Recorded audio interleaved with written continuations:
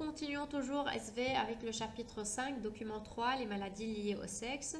C'est la partie 2 où vous allez voir le cours de cette leçon. Donc pour les gènes gonosomales récessifs, comment montrer la récessivité? Vous dites un couple sain a un enfant atteint, alors un parent au moins porte l'allèle de la maladie mais à l'état masqué. J'ai déjà expliqué dans les vidéos précédentes pourquoi on dit au moins. Pour déterminer la localisation, c'est-à-dire si c'est gonosomal ou autosomal, vous dites si seuls les garçons sont atteints, c'est une hérédité liée au sexe. Le gène est porté par un gonosome. Vous commencez par nier que c'est porté par un autosome et par la suite par la partie commune ou bien homologue à X et à Y. Vous dites le gène n'est pas porté ni par un autosome ni par la partie commune à X et à Y, puisque c'est seulement les garçons qui sont atteints.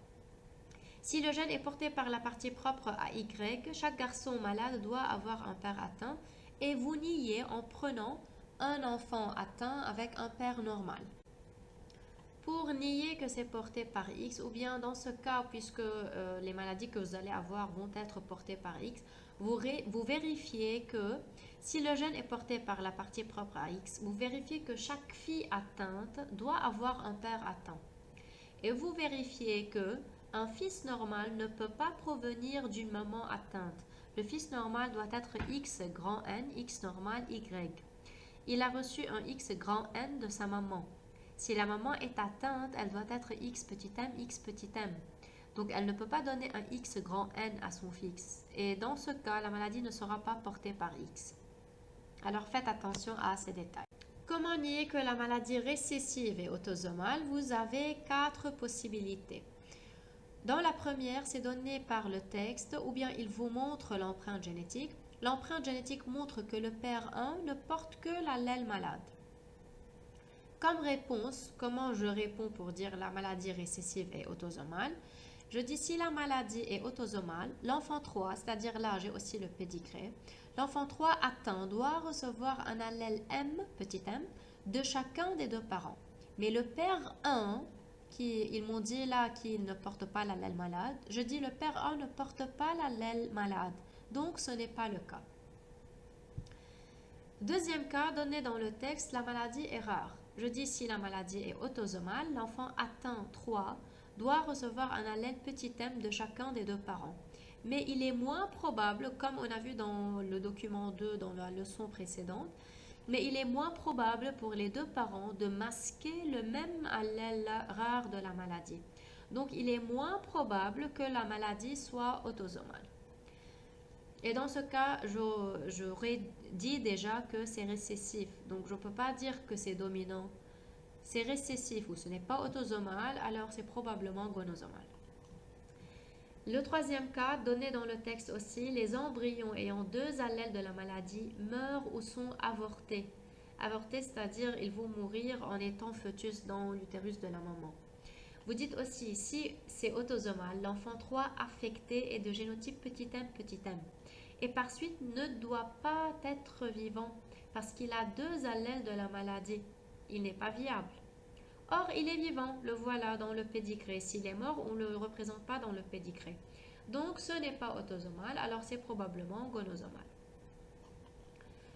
Alors là, c'est l'histoire d'un allèle létal.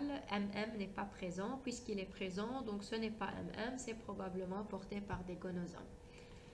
Pour le quatrième cas, s'il vous donne un pédigré avec plusieurs mâles affectés et aucune femme affectée, comme c'est le cas de la myopathie de Duchenne, le voilà là, vous dites puisque tous les individus affectés sont des hommes et aucune femme n'est affectée, donc le gène n'est pas autosomal, c'est probablement gonosomal et vous continuez à nier qu'il est porté par la partie homologue de X et de Y, vous niez qu'il est porté par Y et vous dites donc c'est porté par X.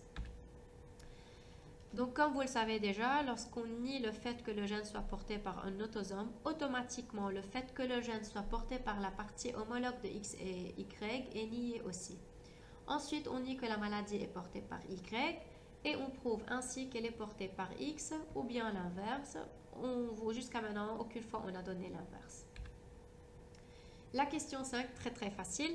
Indiquez le ou les génotypes les génotypes des membres 2, 2, 2, 3, 3, 10 de la famille représentés sur l'arbre généalogique. Voilà l'individu 2, 2, c'est une femme qui est saine. Ses parents sont sains, ses enfants sont sains.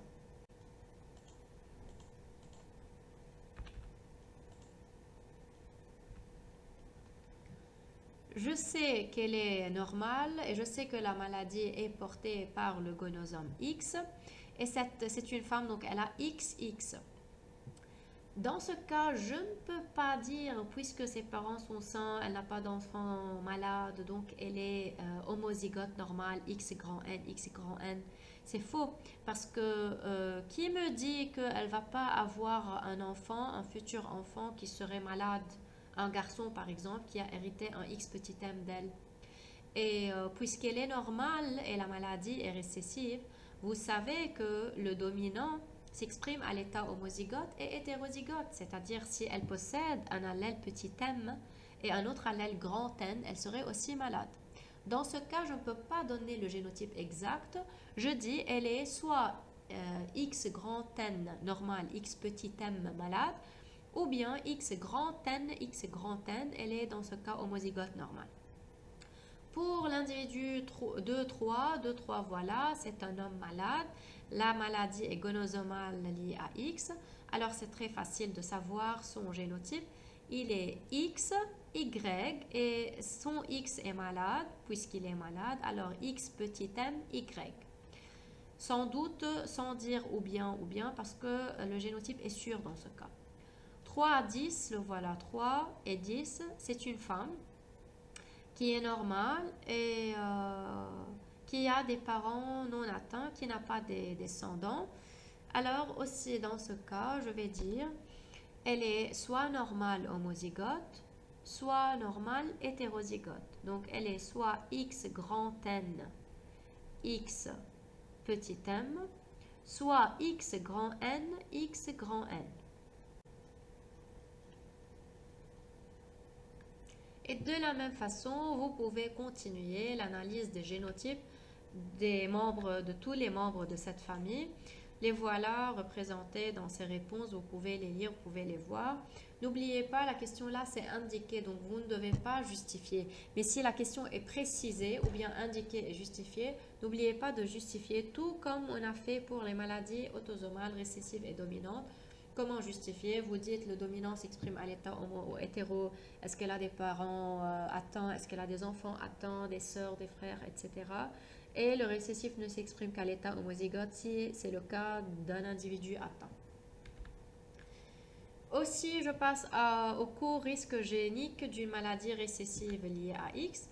Le génotype du père est toujours connu car il possède un seul chromosome X et par suite un seul allèle du gène qui va révéler donc son phénotype va révéler son génotype.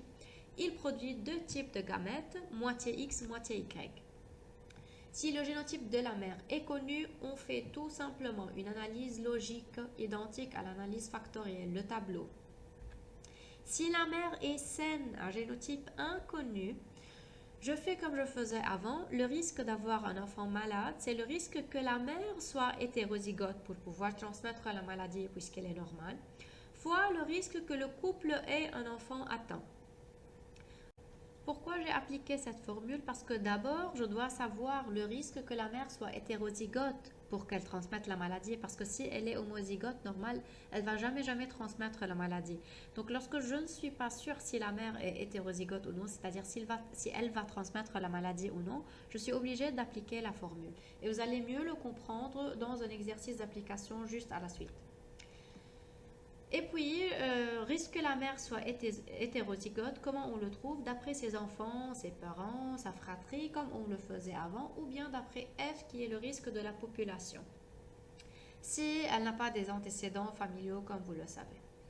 Il faut donner dans les maladies liées à X la proportion des garçons atteints et des filles atteintes, comme je viens aussi de le dire avant. Voici l'application. Ils vous disent l'homme 3-7, le voilà, c'est un homme malade, se marie d'une femme normale, ayant un frère atteint et un père normal et une maman normale. Calculez le risque pour ce couple d'avoir un enfant atteint. Dans ce cas, j'ai considéré que la maladie récessive liée à X, en considérant que XM n'est pas létale. Donc, considérons que c'est une autre maladie que la myopathie de Duchenne, juste pour faciliter les choses, pour ne pas prendre un nouveau pédigré et pour comprendre comment faire dans ce cas. Alors, ce que vous faites, c'est le cas suivant, comme l'analyse qu'on faisait avant pour le calcul de risque. Vous commencez avec le père qui est de génotype connu et vous dites le père est de génotype connu, X petit m malade Y. Il produit deux types de gamètes équiprobables, un demi X petit m et un demi Y. La mère, elle est normale. Ayant un frère atteint, elle a un risque de 1,5 d'être hétérozygote. Comment? Vous faites l'échiquier de croisement et vous pouvez faire sortir les proportions. Elle peut donc produire deux types de gamètes équiprobables dans les proportions 1,5xn normal et 1,5x petit m malade. Comment j'ai su? Je reviens à l'échiquier qui est là. Si ses parents à elle, le papa est normal et la maman est normale, mais le frère est atteint, donc probablement et plutôt obligatoirement, la maman elle est hétérozygote et le père obligatoirement il est X grand N normal et Y. Vous faites cet échiquier des parents de la femme et vous trouverez les proportions. Elle, je suis sûre que c'est une femme. Donc, est-ce que c'est la peine de prendre la proportion des garçons aussi? Non. Vous considérez que ces deux cases n'existent pas et ma proportion est là. Quel est là le risque ou la proportion parmi les femmes qui sont là, qu'elles soient hétérozygotes? C'est 1,5. Donc, je ne prends pas le 25%. Attention, je prends parmi les femmes, c'est la moitié des femmes qui est hétérozygote. Puisqu'elle est une femme, son risque d'être hétérozygote est de 1,5. Et donc, si elle est hétérozygote, elle va produire ces deux types de gamètes, 1,5, 1,5. Et maintenant, je passe à l'échiquier entre elle et son mari, qui est 3, 7. Vous dites, comme d'habitude, l'union des deux gamètes donne un risque de 1,5 d'avoir des enfants atteints, dont 1,5 des filles sont atteintes et 1,5 des garçons, puisque c'est lié à X. Vous êtes obligé d'indiquer le sexe des enfants atteints. Et comment j'ai su, donc d'après cet échiquier, vous pouvez le faire, vous pouvez ne pas le faire. L'important, c'est d'écrire ces phrases. Vous dites 50% ou bien 1,5 XM avec 1,5 Y parce que le mâle, l'homme, est atteint. Avec 1,5 X normal grand N et 1,5 X malade petit m, vous faites l'échiquier. D'après l'échiquier, les voilà. J'ai la moitié sont des filles, la moitié sont des garçons, mais parmi ces filles, la moitié sont malades, X petit m, et la moitié des garçons sont aussi malades, X petit m. Parmi tous les enfants, aussi la moitié, les voilà, 25 plus 25, sont atteints. Alors, c'est ce que vous allez dire, 1,5 de tous les enfants, dont 1,5 des filles sont atteintes et 1,5 des garçons sont atteints. Je ne m'arrête pas là parce que moi j'ai fait tout ça en considérant qu'elle est hétérozygote. Mais est-ce que je suis sûre qu'elle est hétérozygote? Non. Alors le risque d'avoir un enfant atteint, c'est le risque qu'elle soit vraiment hétérozygote, cette maman, fois le risque que l'enfant soit atteint. J'ai trouvé que parmi tous les enfants, il y a un risque de 1,5 que l'enfant soit atteint. Et j'ai trouvé déjà qu'elle soit hétérozygote, son risque est de 1,5. Alors vous faites 1,5 fois 1,5, la proportion est de 1/4.